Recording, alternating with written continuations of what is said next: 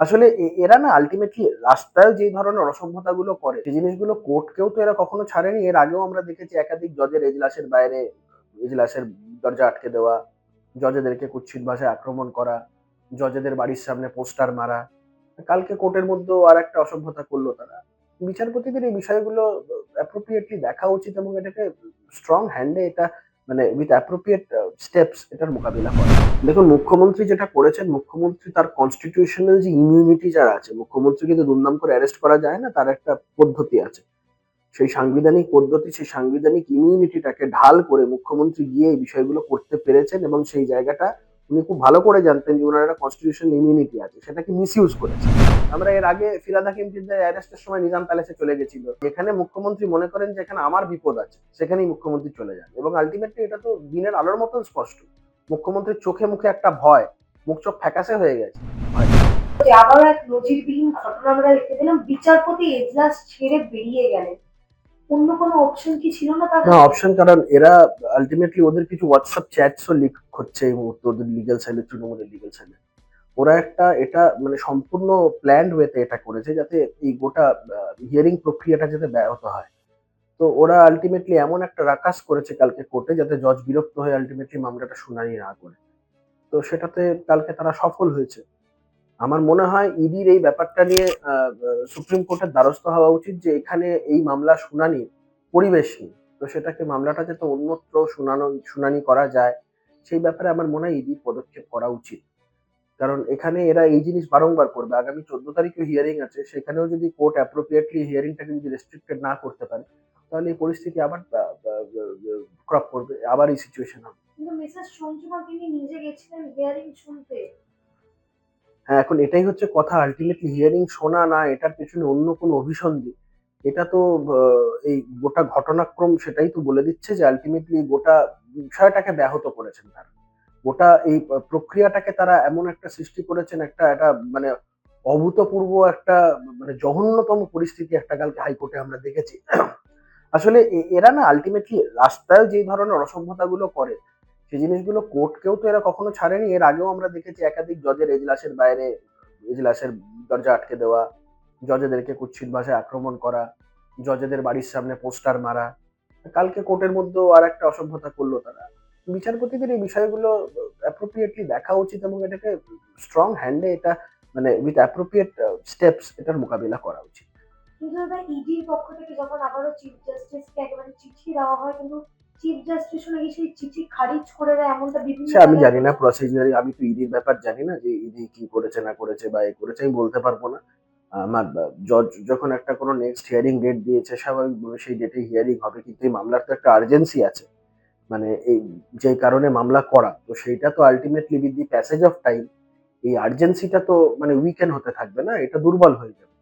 তো যেই মানে উদ্দেশ্য নিয়ে মামলাটা করা সেই উদ্দেশ্যটা পর্যন্ত খুব দুর্বল হয়ে যাবে। তো আমার মনে হয় এটা অ্যাপ্রোপ্রিয়েটলি ইডির সেই স্টেপ নেওয়া উচিত যাতে 14 তারিখে এই জিনিস যাতে রিপিটেড না হয়।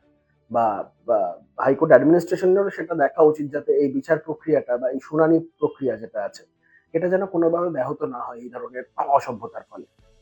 কিন্তু দাদা সেই যে মুখ্যমন্ত্রী এর আগেও আমরা বলতে শুনেছিলাম যে টাকা দিয়ে বিচার কেনা যায়। কোথাও গিয়ে কি সেই ন্যারেটিভটাই আবারও আমরা বিচার ব্যবস্থায় দেখতে পাচ্ছি? দেখুন আমরা যারা এই জাস্টিস ডেলিভারি সিস্টেমের যারা অংশ, আমরা advocates, we as officers of the court, জজেরা, বেঞ্চ অ্যান্ড বার সবাই we are part of this justice delivery system. আমরা তো এই ধরনের মুখ্যমন্ত্রীর মতন কোনো এই ধরনের দায়িত্বজ্ঞানহীন মন্তব্য করতে পারবো না। মুখ্যমন্ত্রী তো যা মুখে আসে তাই বলে দেয়। এখন সমস্যা হচ্ছে হাইকোর্টের জজেরা এই মন্তব্যগুলোকে দীর্ঘদিন ধরে উপেক্ষা করার ফলে এরা সাহস পেয়ে যায় এই বিষয়গুলো। এগুলো যদি মানে স্ট্রং অ্যাকশন নেওয়া হয় তাহলে এই মন্তব্যগুলো কোথাও একটা মানে হয়। কিন্তু আল্টিমেটলি সেটা না হওয়াতে এই ধরনের বক্তব্য এরা দিনের পর দিন করে যায়। কোর্টের উপরে এই ধরনের খবরদারি দেখাতে ওরা সাহস পায়। কোথাও আমি মনে করি এবং আমার এই কথাটা আমি খুব দৃঢ়ভাবে এর আগেও বলেছি, এখনো বলছি। কোথাও জজেদের এই উপেক্ষা করাটা বা এই বিষয়গুলোতে নিষ্ক্রিয় থাকাটা এদেরকে সাহস জুগিয়েছে এই অসভ্যতাগুলো চালিয়ে যাওয়ার। কিন্তু দাদা আজকে যে বিষয়টা উঠে আসছে যে মুখ্যমন্ত্রীর কালকে সভা থেকে একেবারে তিনি বলছেন যে ইডি তো সকাল 6টায় গেছিল, আমি গেছি 11টায়। মানে এতক্ষণের যে সময় তার মাঝখানে ইডি ফাইলগুলো নিতে পারলো না, কিংবা মুখ্যমন্ত্রী গেলেন এবং ফাইলগুলো নিয়ে চলে এলেন। কি ছিল সেই ফাইল? দেখুন, মুখ্যমন্ত্রী যেটা করেছেন, মুখ্যমন্ত্রী তার কনস্টিটিউশনাল যে ইমিউনিটি যারা আছে, মুখ্যমন্ত্রী কিন্তু দুমদাম করে অ্যারেস্ট করা যায় না, তার একটা পদ্ধতি আছে। সেই সাংবিধানিক পদ্ধতি, সেই সাংবিধানিক ইমিউনিটিটাকে ঢাল করে মুখ্যমন্ত্রী গিয়ে এই বিষয়গুলো করতে পেরেছেন, এবং সেই জায়গাটা উনি খুব ভালো করে জানতেন যে ওনার একটা কনস্টিটিউশনাল ইমিউনিটি আছে, সেটাকে মিসইউজ করেছে। এবং আলটিমেটলি দেখো, ইডি কখন গেছে, ইডি কিভাবে কাজ করেছে, এটা তো আমি বলতে পারবো না। আমি তো ইডির মুখপাত্র নই, বা আমি তো ইডির কেউ নই। তো ইডি তাদের একটা পদ্ধতি আছে, সেই পদ্ধতিতে তারা কাজ করবে। তো সেটা করতে গিয়ে ইডিকে বাধা পেতে হয়েছে, আমরা সবাই সেই বিষয়টা দেখেছি। মুখ্যমন্ত্রী ফাইল নিয়ে বেরিয়ে চলে গেছেন। তো আলটিমেটলি এই বিষয়গুলো যা আছে, এগুলো কোর্টে এগুলো বিচার হবে। সব থেকে বড় কথা হচ্ছে, কোর্ট, আইন, আদালত এটা একদিকে, মুখ্যমন্ত্রীকে এই বিচারটা জনতার আদালতে ফেস করতে হবে। 2026-এ যখন ভোট হবে, জনতার আদালতে এই মানুষ তো সব ঘটনাগুলো দেখলো, মানুষের যথাযথ বিচার করবে। কিন্তু মুখ্যমন্ত্রী হিসেবে জানি তিনি তৃণমূল দলনেত্রী হিসেবে গেছেন। দলনেত্রী হয়ে গেলে তো উনি অ্যারেস্ট হয়ে যেতেন। তিনি তো নিজে বলেছেন। তিনি দলনেত্রী যদি হিসাবে যেতেন, অ্যারেস্ট হয়ে যেতেন। মুখ্যমন্ত্রী গেছেন বলেই ওনাকে কিছু করা যায়নি, তার একটা কনস্টিটিউশনাল ইমিউনিটি আছে বলেই তাকে কিছু করা যায়, আদারওয়াইজ তিনি অ্যারেস্ট হয়ে যেতেন।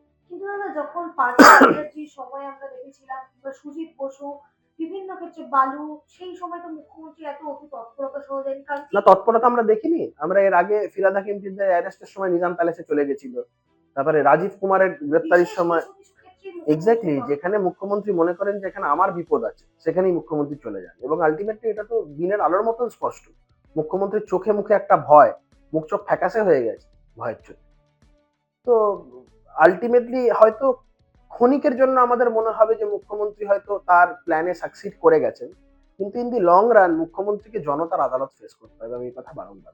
কিন্তু ইডি পাঠিয়ে কি বিজেপি এসআইআর এর নথি, ভোটের নথি চুরি এগুলো করছে? বোকা বোকা কথা না, এগুলো বোকা বোকা কথা না। তো ওগুলো প্রতীক জৈনের ওখানে থাকবে কেন? ওগুলো প্রতীক জৈনের কাছেই বা থাকবে কেন? এসআইআর এর নথি, এই নথি, এগুলো কেন প্রতীক জৈনের কাছে থাকবে কেন? সরকারের কেউ ওর কাছে এই বিষয়গুলো থাকবে। আর প্রতীক জৈনের ওখানে যদি রেড হয়, সেখানে মুখ্যমন্ত্রী কেন গেলেন, এটাই তো প্রশ্ন। কি আছে এমন? মুখ্যমন্ত্রীর ভয়ের কারণটা কি? প্রার্থী তালিকা তো জনসমক্ষে থাকার বিষয়। প্রার্থী তালিকা নিয়ে আবার সেটা কে চুরি করবে, বিজেপির কে দিয়ে কাজ নেই, তৃণমূলের প্রার্থী তালিকা নিয়ে চলে আসবে, আর বিজেপির সাথে ইডিকে এক করে দিচ্ছে। ভারতীয় জনতা পার্টির সরকার আসার পরে কখনো সুপ্রিম কোর্ট বা হাইকোর্টকে বলতে শোনা যায় নিজের খাঁচায় বন্দি কথাটা। অতীতে কংগ্রেস সরকার, ইউপিএ সরকারের আমলে এই কথা একাধিকবার সুপ্রিম কোর্টকে বলতে শোনা গেছে। তো ভারতীয় জনতা পার্টি আইনকে আইনের মতন চলতে দেয়, আইন আইনের মতন চলে। ইডি, সিবিআই তারা তাদের নিজেদের কার্যপদ্ধতিতে চলে, তাদের একটা নিজেদের একটা প্রসিডিওর আছে, তারা তাদের মতন করে চলে। আমাদেরও তো একরাশ খারাপ লাগা আছে, আমরা তো বারংবার ইডি, সিবিআই এর এই স্লথ গতি নিয়ে আমরা বিরক্তি প্রকাশ করেছি যে কেন এত দেরি হচ্ছে। তর্কের খাতিরে ধরে নিয়ে যদি আমাদের হাতে থাকতো, তাহলে এই চোরগুলো এতদিন বাইরে ঘুরে বেড়াতো। ইডির তাদের একটা নির্দিষ্ট একটা, তাদের একটা প্রসিডিওর আছে, তাদের একটা ওয়ার্কিং প্রসিডিওর আছে, সেভাবে তারা কাজ করে। কিন্তু দাদা, সেই জায়গায় দাঁড়িয়ে এই যে ইডির তদন্ত নিয়ে বারংবার যে প্রশ্ন থাকছে, এখনো তো সেই রোজ ভ্যালি থেকে শুরু করে সারদা, নারদাবরণ, আমি তো বারংবার বলছি, এটা শুধু সাধারণ মানুষ কেন, আমাদেরও তো একটা বিরক্তির কারণ আছে এই স্লথ গতিতে তদন্তের। তো সেটা তারা জবাব দেবে, ইডি বা সিবিআই এর লোকেরা জবাব দেবে, এটা আমি বলতে পারবো না। তবে এই কথা বারংবার বলেছি, আগেও বলেছি, এখনো বলছি, যে এত ধীর গতিতে ইনভেস্টিগেশনটা মানুষকে যেমন বিরক্ত করছে, আমাদেরও বিরক্ত করছে। কদ্দরের থ্রুতে টাকা দেয়, সাথে আছে এক জগন্নাথ। জগন্নাথ ধামের জগন্নাথ নয়, পুরীর জগন্নাথ নয়, বড় ডাকাত জগন্নাথ বিজেপির। জগন্নাথের থ্রুতে টাকা যায় শুভেন্দু অধিকারীর কাছে, আর শুভেন্দু অধিকারীর থ্রুতে টাকা যায় অমিত শাহর কাছে। ওনাকে তো শুভেন্দু অধিকারী কালকে নোটিশ পাঠিয়েছে, ওর জবাব ওনাকে দিতে হবে। উনি কোন প্রমাণের ভিত্তিতে এই কথাগুলো বলেছেন, ওই জবাবটা ওনাকে দিতে হবে। জবাব না দিতে পারলে মুখ্যমন্ত্রী কনসিকুয়েন্স ফেস করবে। যা খুশি তাই বলে দেওয়া যায় না, যা চাইলাম মুখে এলাম বলে দিলাম, যায় না। এর বিরুদ্ধে যা ব্যবস্থা নেবার রাজ্যের বিরোধী দলনেতা নেবেন, মুখ্যমন্ত্রী জানেন উনি ছাড়বার পাত্র নন, ফেস করবেন মুখ্যমন্ত্রী। আপনাদের ভাগ্য ভালো এখনো যে আমি চেয়ারে আছি বলে না ওই পেন ড্রাইভ গুলো বাইরে বের করে দিই না। বেশি বা লাগালে কিন্তু বলে দিচ্ছি, আমার কাছে সব পেন ড্রাইভ করা আছে, আমি কিন্তু ভান্ডা ফাঁস করে দেবো। আমি একটা জায়গা পর্যন্ত সৌজন্যতা মেনটেন করি, বাট মনে রাখবেন লক্ষণের সীমারেখা একটা আছে, দণ্ড কাটা একটা দণ্ডি আছে। লক্ষ্মণের দণ্ডি পেরিয়ে গেলে কিন্তু আর সামলে রাখতে পারবেন না। দেখুন, এই ফাইল ফাইল দেখিয়ে সিপিএম কে ভয় দেখাতে পারে, ওসব আমাদের পারবে না। বার করুন না পেন ড্রাইভে কি আছে, জনসমক্ষে বার করুন না, পাবলিক প্রেস কনফারেন্স করে সেটা সবাইকে দেখান না পেন ড্রাইভে কি আছে। সব ভয় দেখিয়ে কি হবে? ওই ফাঁকা কলসির আওয়াজ বেশি বলে না, মুখ্যমন্ত্রীর ওই অবস্থা হয়েছে, ফাঁকা কলসির আওয়াজ বেশি। ওসব ওই ভয় অন্য জায়গায় দেখাবেন। মুখ্যমন্ত্রীকে আমি বলবো যে আপনার যদি নির্দিষ্ট কোনো কিছু কারোর বিরুদ্ধে অভিযোগ থাকে, যদি কেউ কোনো বেআইনি কার্যকলাপের সাথে যুক্ত থাকে, আপনি ব্যবস্থা নিচ্ছেন না কেন? অপরাধ, আপনি যদি জানেন কেউ কোনো অপরাধী অপরাধ করেছে, সেই অপরাধীর অপরাধটা যদি আপনি চেপে যাচ্ছেন, তো আপনিও তো সমান দোষী অপরাধী। আপনি কেন চেপে যাচ্ছেন? আপনি কিসের ভয় চেপে যাচ্ছেন? পাবলিশ করে দিন, পাবলিক ডোমেনে আসুক, আমরাও তো দেখতে চাই, বাংলার মানুষ দেখতে চায়। ফালতু এসব ছেড়ে কথা বলে লাভ আছে? একেবারেই শেষ একটা প্রশ্ন, সামনেই 26-এর নির্বাচন এবং তার আগেই একেবারে রাজনীতিতে যে প্রভাব আমরা এই মুহূর্তে দেখতে পাচ্ছি, ED versus Mamata, BJP versus Mamata Bandyopadhyay. প্রথম কথাটা কি, ইডি ভার্সেস বা সিবিআই ভার্সেস, এটা কেন এইভাবে ধরা হবে? এরা চুরি জচ্চুরি করেছে, 2 নম্বরই করেছে বলেই তো আজকে ইডি সিবিআই কে আসতে হচ্ছে। এরা যদি কোনো কিছু না করতো, ইডি সিবিআই থোড়ি আসতো। এরা যদি কোনো দুর্নীতি, যদি কোনো অপরাধমূলক কার্যকলাপের সাথে যুক্ত না থাকতো, ইডি সিবিআই আসতো? এই যে আমাদের রাজ্যে বারংবার ইডি সিবিআই এর রেড হয়, মন্ত্রী আমলাদের ধরে, মুখ্যমন্ত্রী সেখানে ইনভলভ হতে হয়, জায়গায় জায়গায় রেড হচ্ছে, এই চিত্রটা দেখতে তো আমাদেরও ভালো লাগে না। সারা ভারতবর্ষের বুকে পশ্চিমবঙ্গে আমরা দেখছি যে এই জিনিস হচ্ছে, এবং এটা তো বাংলার মানুষ ছোট হচ্ছে, বাংলার মানুষ অপমানিত হচ্ছে। বাইরের রাজ্যে গেলে লোকে বলে বাঙাল, ও তো वहां पे तो सब চোর হয়, শুনতে আমাদেরও ভালো লাগে। তৃণমূল সরকার বর্তমানে মানে পশ্চিমবঙ্গের সাথে এই চোর শব্দটাকে মানে সমার্থক করে দিয়েছে, এবং এটা আমাদের লজ্জার কারণ হয়ে দাঁড়িয়েছে। আমরা বাঙালি হিসাবে লজ্জিত, যে গোটা পশ্চিমবঙ্গের মানুষ আজকে লজ্জিত যে এদের, যে পশ্চিমবঙ্গকে মানুষ বিবেকানন্দের সাথে নাম জড়িয়ে থাকতো, পশ্চিমবঙ্গের নেতাজি সুভাষচন্দ্র বোসের সাথে নাম জড়িয়ে থাকে পশ্চিমবঙ্গের, সেই পশ্চিমবঙ্গের সাথে আজকে এ সমস্ত চোর, কয়লা ভাইপো, ফাইল চোর পিসি, গরু চোর, এ বীরভূমের ওই এটা হদল কুত্তা, এই সমস্ত লোকজনগুলোর নাম জড়িয়ে আছে। এখন খারাপ লাগে এই বিষয়গুলো দেখে, লজ্জা হয় আমাদের। এটা তো অভিপ্রেত নয়। ইডি সিবিআই আসার প্রয়োজন নেই, ইডি সিবিআই কে দেয় কাজ নেই, প্রচুর কাজ আছে তাদের। এখানে যদি ভদ্রলোকের মতন থাকতো, চুরি না করতো, তাহলে কেন আসতো? ইডি কেন তদন্ত করছে? মানি লন্ডারিং এর জায়গা থেকে তদন্ত করছে, সেটা একটা ইলিগাল অ্যাক্ট। আপনি 2 নম্বরই করবেন, আপনি চুরি করবেন, আপনার বিরুদ্ধে তদন্ত করলেই গোসা হয়ে যাবে। কিন্তু মুখ্যমন্ত্রী গ্রেফতারে কি আসন্ন 26-এর নির্বাচনের আগে? এই যে চিত্র দেখতে পেলাম সামগ্রিক, আমি তো সেদিনই দাবি তুলেছিলাম যে মুখ্যমন্ত্রী গ্রেপ্তার করা হোক, কারণ ওটা একটা নির্দিষ্ট প্রসিজিওর আছে, ওটা সেভাবে আমার মনে হয়। ওরা যেটা মামলা করেছে, মামলায় আমি যেটা দেখেছি পিটিশনের, যেটা এটা এটা দেখছিলাম কালকে, ওখানে প্রেয়ার আছে টু সিবিআই কে, কোর্ট যাতে ডাইরেকশন দেয় সিবিআই কে to register FIR and to take steps. FIR register হলে তারপরে ওরা পদ্ধতিগতভাবে যা করার সেখানে স্যাংশন চাইবে, মুখ্যমন্ত্রীকে যদি গ্রেপ্তার করার বিষয় থাকে, সেটা পদ্ধতিগতভাবে ইন অ্যাকর্ডেন্স উইথ ল যা আছে তাকে সেগুলো করা হবে। মুখ্যমন্ত্রী তো ইডির বিরুদ্ধে চুরির এফআইআর করেছে। দেখুন, আজ একটা জিনিস স্পষ্ট, মুখ্যমন্ত্রী যদি বাইরে থাকে, মুখ্যমন্ত্রী এই তদন্তগুলোতে হস্তক্ষেপ করছেন, এটা কিন্তু good ground for taking her into custody আর ওনার কাস্টোডিয়াল ইন্টারোগেশনের জন্য। উনি কেন করছেন, এই তদন্তগুলোর সাথে ওনার কি যোগাযোগ? She is a part of the larger conspiracy.